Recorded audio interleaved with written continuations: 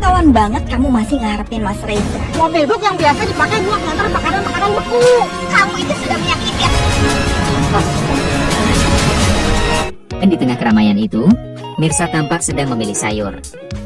Mirsa berusaha tetap tenang dan fokus, meski sejak pagi pikirannya sudah campur aduk. Ada sesuatu di wajahnya yang menunjukkan kelelahan, bukan hanya fisik, tapi juga batin. Banyak hal akhir-akhir ini membuatnya kehilangan semangat, terutama karena gosip yang terus disebarkan Ranti tentang dirinya dan Reza. Namun tampaknya Ranti tidak puas hanya dengan mengadu domba. Perempuan itu semakin menjadi-jadi. Saat Mirsa lengah di pasar, Ranti sengaja menabraknya dengan bahu keras-keras hingga Mirsa terjatuh ke lantai. Orang-orang sekitar sempat menoleh, tapi Ranti pura-pura tidak tahu apa-apa. Ranti hanya melirik sekilas, senyum kecil di bibirnya memperlihatkan kemenangan kecil yang dingin. Mirsa berusaha bangkit, membersihkan pakaiannya, lalu pergi dari keramaian itu tanpa menoleh. Ia tak ingin memperpanjang masalah, meski hatinya panas oleh perlakuan Ranti. Tapi ia tidak tahu, kejadian di pasar hanyalah awal dari sesuatu yang jauh lebih buruk. Beberapa jam kemudian, Mirsa menghilang. Tak ada yang tahu kemana dia pergi. Handphonenya tak bisa dihubungi, bahkan teman dekatnya, Sarah, mulai panik. Kabar pun cepat menyebar. Ada yang bilang Mirsa dijemput seseorang tak dikenal di dekat pasar.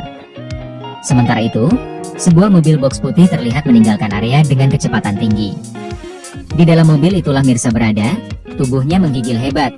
Udara di dalam ruang pendingin itu menusuk kulit, membuat napasnya berat. Mirsa mencoba mengetuk-ngetuk dinding logam dengan tangan yang mulai membeku, tapi suaranya hanya terpantul kembali ke telinganya sendiri. Matanya mulai kabur. Setiap detik terasa seperti siksaan panjang tanpa akhir. Karina merasa ada sesuatu yang disembunyikan Radit, dan rasa curiganya semakin besar ketika Radit menolak menjelaskan. Tanpa pikir panjang, Karina langsung mengejar mobil itu di jalan raya. Di sisi lain, Ranti merasa puas.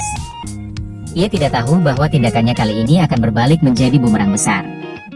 Ia hanya berpikir bahwa Mirsa pantas mendapatkan pelajaran. Namun rencana liciknya ternyata berjalan terlalu jauh. Ketegangan memuncak ketika Reza akhirnya mendapat kabar dari salah satu saksi di pasar yang melihat Mirsa masuk ke mobil box putih. Dengan wajah tegang, Reza langsung melacak arah mobil itu berdasarkan ciri-ciri yang disebutkan. Jantungnya berdegup cepat, tangannya gemetar di setir.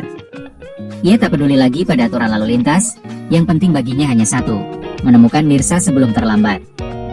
Beberapa kilometer kemudian, Reza melihat mobil box yang dimaksud. Ia langsung menyalip dan menghalangi jalannya.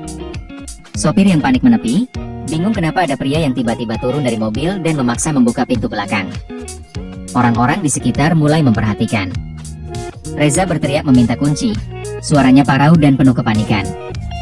Sopir yang kebingungan akhirnya menyerahkan kunci itu, lalu dengan cepat Reza membuka pintu belakang. Udara dingin menyembur keluar, dan pandangannya langsung tertuju pada tubuh Mirsa yang terbaring lemah di lantai. Tubuh Mirsa pucat, bibirnya membiru, matanya terpejam. Reza terkejut dan langsung menunduk, mencoba memanggilnya.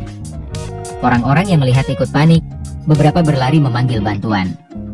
Dalam kepanikan itu, Reza menggendong Mirsa keluar dari dalam mobil box. Suhu tubuh Mirsa sudah turun drastis, ia hampir tak bergerak. Reza memeluknya erat sambil berusaha menghangatkannya dengan jaket yang ia kenakan. Dalam hatinya hanya ada doa agar Mirsa bisa bertahan. Tak lama kemudian, mobil ambulans tiba. Petugas medis segera memeriksa kondisi Mirsa dan memberikan pertolongan pertama. Reza ikut naik ke ambulans, matanya masih menatap Mirsa tanpa berkedip. Di sepanjang jalan menuju rumah sakit, ia hanya bisa berdoa agar perempuan itu sadar. Sementara itu, di sisi lain Ranti mulai gelisah. Berita tentang penemuan Mirsa sudah mulai tersebar. Ia takut Reza mengetahui keterlibatannya, tapi rasa takut itu datang terlambat.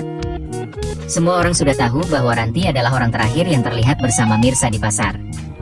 Karena berjalan cepat, Ranti harus berhadapan dengan kemarahan banyak orang, termasuk Bu Desi yang menamparnya di depan umum karena telah menyakiti anaknya sendiri. Semua rasa iri dan dendam yang selama ini ia simpan akhirnya hancur bersama reputasinya. Di rumah sakit, Mirsa akhirnya sadar. Tubuhnya masih lemah, tapi matanya mulai terbuka perlahan.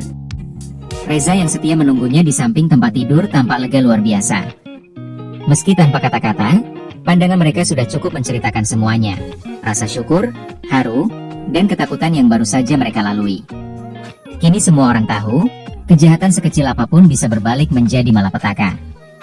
Ranti mungkin berpikir ia menang, tapi kenyataannya, justru Mirsa yang keluar sebagai pemenang. Bukan karena membalas dendam, melainkan karena tetap bertahan hidup meski dunia seolah bersekongkol melawannya. Dan sejak hari itu, nama Mirsa bukan lagi simbol kelemahan, tapi keteguhan hati yang tak pernah padam, bahkan di dalam dingin membekukan sebuah mobil box.